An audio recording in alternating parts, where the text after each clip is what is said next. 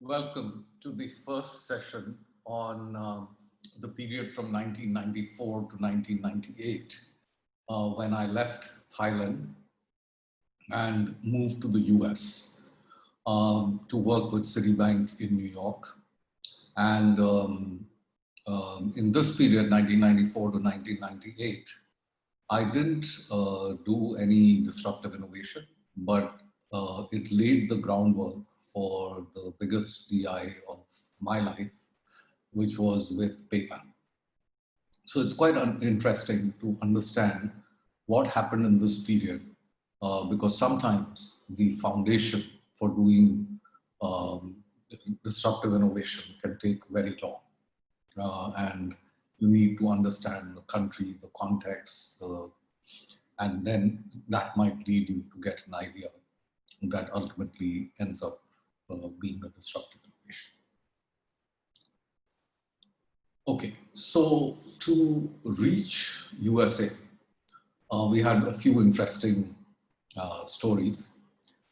So the first was that we had to go to the US, just my wife and me, to look at the place, figure out where we might live, just generally get an idea, meet the people that we were working for. So this was a quick trip to do a sort of recce.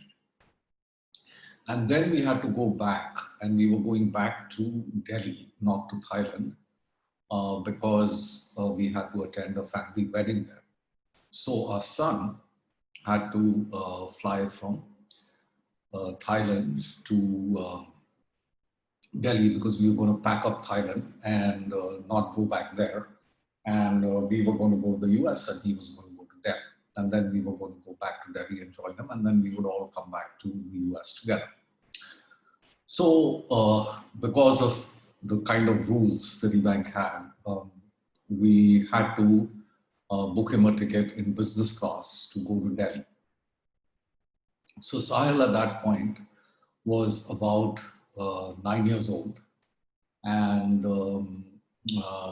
he was flying business class. And then later on, when we met him in Delhi, he said, "Never do this to me again." So we asked him why, and he basically said that, look, when I sat in business class, everybody opened their laptops and I felt so out of place. So I opened my little computer that I had, a toy computer with some discs which you could put in and do numbers or whatever it was that you did on those toy computers. But I felt so out of place. So, if I have to fly alone, then I want to fly economy. So anyway, so when we reached New York, it was 1994, so late 1993, early 1994. And that winter in New York City was one of the worst. We had some 17 snowstorms and blizzards and so on and so forth. So our introduction to the US was pretty tough. And if you look at my Thailand series, you would remember that when we went to Thailand, we initially stayed at the Hilton in Nylert Park, which was wonderful. We spent about a couple of months there while things were being worked out as to where we would stay. So it was really plush. Now here in New York, we were staying at the New York Marriott, which was very close to where I worked, which was 399 Park Avenue.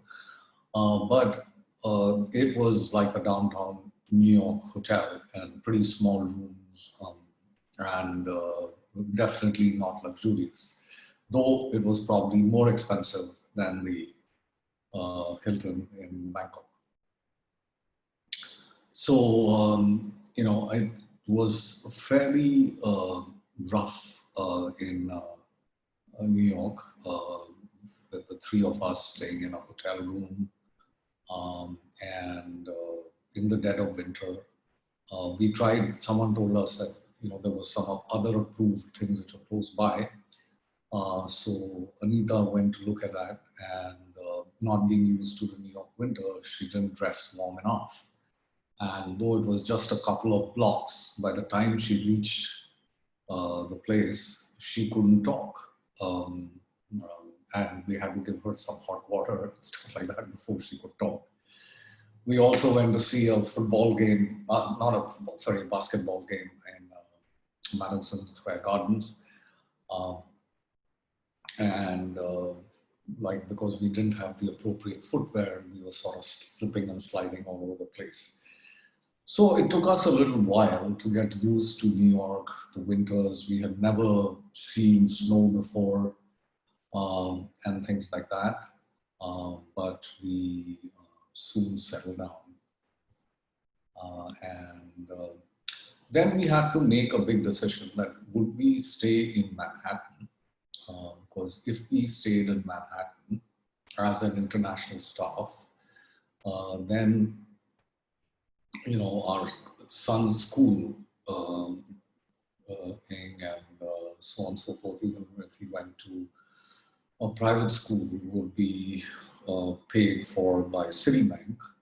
While if he went to the suburbs, then you know, things like the house rent allowance and the schooling, because there were good public schools in the suburbs, were not paid for. So it was a question: do we live in the suburbs or do we live in Manhattan? And we finally ended up choosing a suburb which was quite close to Manhattan, so my commute wasn't very, and it was a very quaint little place called Bronxville, very close to New York. And it had only a population of about 6,000 people, most of whom were what were called WASPs, or white Anglo-Saxon Protestants. And we were warned a little bit, saying that, you know, you are moving into a WASPy neighborhood, and that may not be the best thing to do for people of color. But we found all that was absolutely wrong, and we found, at least we had no problems in staying in Bronxville. Now, we rented a home, which was on Avon Road, so it was 15 Avon Road. And one day we came back, just a few days after we had rented it, and we found a huge number of police cars all around our house. So we were wondering what had we done. We were new to the country and so on and so forth. But it so happened that the house just opposite our house was owned by the heiress to the Scripps newspaper fortune, and she had married a household painter, and that painter had murdered her and then fled, and he had committed suicide by jumping into the Tappan Zee River, and his body was only found much later. But these police cars were for that, you know, murder case. Aside from that, because we had landed up in New York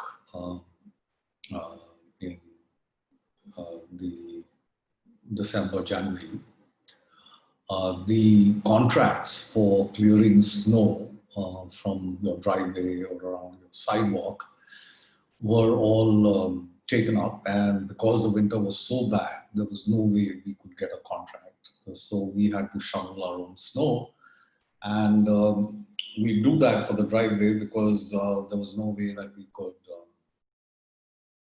leave for work if we didn't shovel our driveway. It would become ice. So our introduction to doing some back-breaking work after the comforts of Asia was pretty stiff. So in Asia, we were living the life of luxury, living the life of expats with maid servants, tropical weather, and so on and so forth. And here we were in the middle of winter, shoveling snow. So it was quite a tough introduction to life in the USA. Anyway, so the nice part was my wife, Anita, who of course played a key role in whatever little success I had, was very enterprising. And she kind of took the phone book and the directory for Bronxville and started looking for Indian sounding names, and then called up So in this place of 6,000 people, there were about 3 or 4 Indian families, and Anita soon connected with them. And some of them are now sort of friends for life. So even though we've been back in India for so long, because of the bonds we formed in Bronxville, those bonds remain to this day. So, and they helped us a little bit by settling down. Though, again, Anita was amazing, and between she and we were very quick at, for instance, we had soon unpacked our things as soon as our shipments arrived. And we had arranged everything. So when our friends, whom Anita had freshly made in Bronxville, she said, wow, it looks as if you've been living here for years. But then there were all kinds of stories about how we had to learn to drive on the wrong side of the road for us. And with all the snow and everything. And so, and if you don't drive in the suburbs, then it's very difficult. So getting used to shopping and stuff like that. But I must say, because I was kind of busy with work, that Anita handled all the load of getting our son used to a new school, you know, getting him used to life in a new country, and there were tons of things that we had to do. So I had joined the corporate staff in Citibank.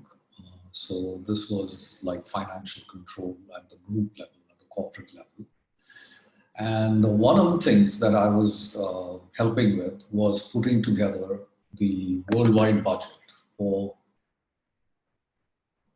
all the countries under Citibank. So one of the things, as in most organizations, is that the countries want to sort of sandbag their budgets because then they can say that we delivered more than the budget.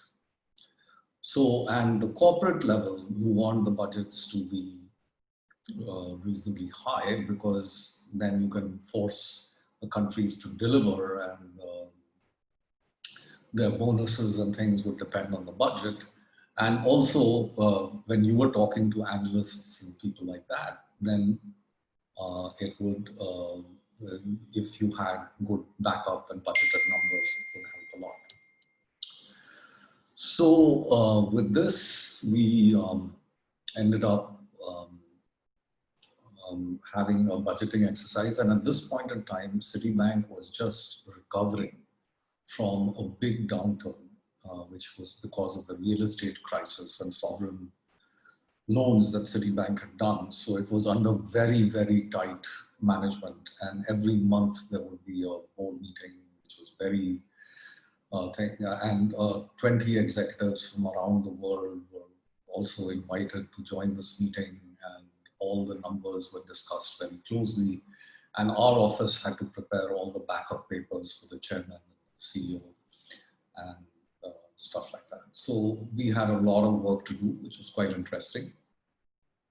But one of the innovations that I did for the budget was to try and build a linear programming model where we essentially, so there were things like we had to approve the expenses, and there was something else called a cross-border limit, because a lot of countries would get business because they were able to give dollar-denominated loans into corporates in the countries like, say, in Brazil or India or Thailand or wherever.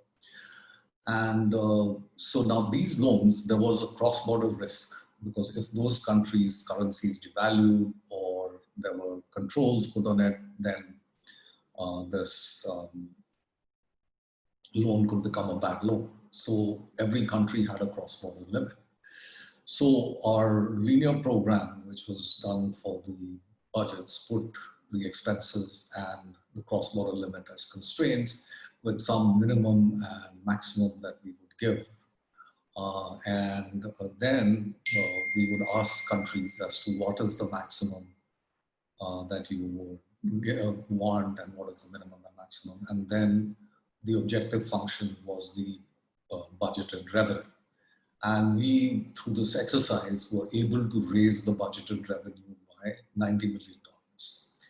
So that was something which my colleagues found amazing, and the CFO of the company at that time was told that we should try and retain Sanjay in this financial control area, where the person who had convinced me to join New York used to head that. It was a person called Venki Krishnakumar, but he didn't really have a position in his area, but he had convinced the CFO that he wanted to create a position.